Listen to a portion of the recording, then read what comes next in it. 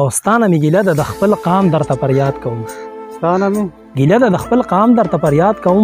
ای زما د ښکلي ملک باچا تا ته یو سوال کوم. ډېر ښه ډېر یو دردېدلي مونږ پخوانه سلامت باچا کوم درته خبره لګې واوره په عزت باچا. مونږ پښتانه یو ټول بچي د ابدالي باچا نشو برداشت کولی مونږ خپله بې عزتي باچا. ګرانو مینهوالو سلامونه مې واخلې برا نادان یم دکه د صوابۍ د اواز نه تاسو سره نیغ په نیغه بیا مخاطب شمه. ګرانو مینهوالو څنګه چې تاسو ته پته رهي چې د صابر صاحب نه مونږ مرکه ریکارډ کړې وه او مینهوالو ډېره زیاته خوښه کړې وه، نو بیا راغلي یو پیره د صابر صاحب بیا مرکه تاسو دپاره ریکارډ کړو. په څنګ کې را سر صابر تنها ولاړ، هلال جان ناصر ولاړ،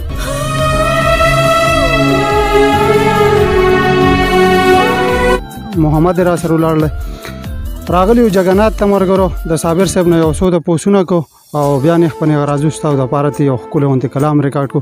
صابر صاحب تا ته پروګرام کې هرکلی او ستړی مه شوې. مننه یو جهان مننه، ستاسو په راتګ مونږ تاسو ته هرکلی وایو. ډېره زیاته مننه صابر صاحب د ټایم راکولو، ستاسو ډېره زیاته مننه کوم. دا راته ووایه د شاعري د کوم وخت نه شروع کړې؟ یاره شاعري خو د وخت ډېر نه کوو. چېرته په سکرین باندې نه یې راغلی څه وجوهات؟ نو بس دغه شوق مې نه. او شاعري د کوم وخت نه کې؟ دا راته شاعري تقریبا 12-13 نه 2012-13 نه. واه ډېر ښه. ګرانو کتونکو شاعري د ډېر وخت نه دا شروع کړې ده خو لا په سکرین باندې نه راغلی او انشاءالله ستاسو دپاره دې مرکه ښکلې غوندې ریکارډ کوو. صابر صاحب دکه زموږ د صوابۍ مینهوال دي په دې پروګرام کې څه راوړی؟ په پروګرام کې خو بس دا موجوده حالات چې څه دي نو هم په دې بوته لږې خبرې وکړو. ډېره زیاته مننه. کله چې کوم ملک مهنګایي راشي، کله چې کوم ملک مهنګایي راشي دې سره اکثر بې حیایي راشي، مړې هم سیوا شي په پیسو پکې سبق ځوانان بېروزګاري راشي. ډېر ښه. سبق کوي مور یې چې ډوډۍ نه وي 2 بجې د سکول نه چې بچي راشي، ووینم نیلام چې په عزت باندې بس یوه سویلی مې د زړګي راشي. وینم نیلام چې په عزت باندې بس یوه سویلی مې د زړګي راشي، ستا د مبارک شي زه پې څه کومه هر څومره که دلته تبدیلي راشي. نور به م انتظار صابره وکمه دا ځل چې به بیا د چا خاني راشي.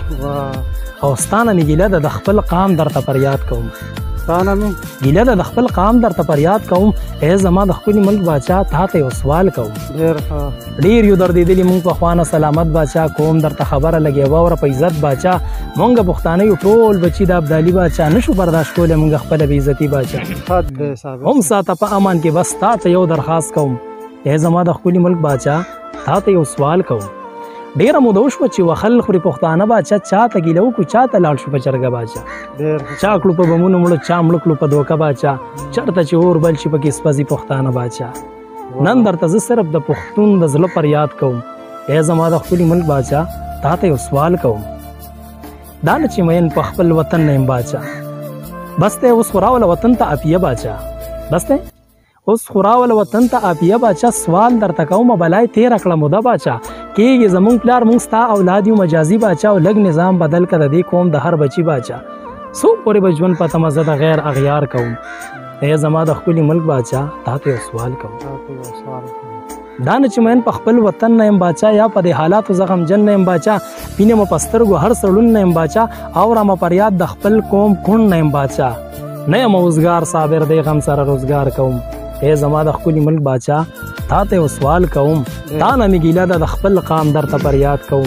ای زما د ښکلي ملک باچا تا ته یو سوال کوم. ډېر ښه صابر. د بل پروګرام پورې راکړې اجازت د لوی الله په امان.